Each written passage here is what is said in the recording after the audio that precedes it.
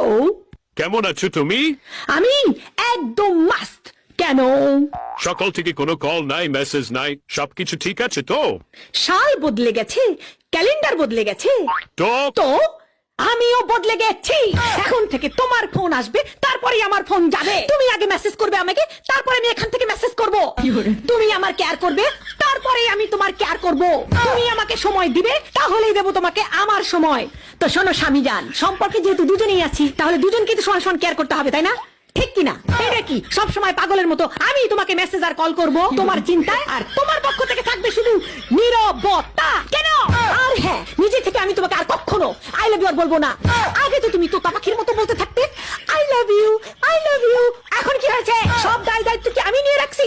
কথা খুবই সিম্পল স্বামী বস, এক হাতে দাও আর এক হাতে নাও। কারণ নতুন বছর থেকে মাগনা মাগনা ভালোবাসা দেওয়ার সেবা বন্ধ করে দিয়েছি আমি।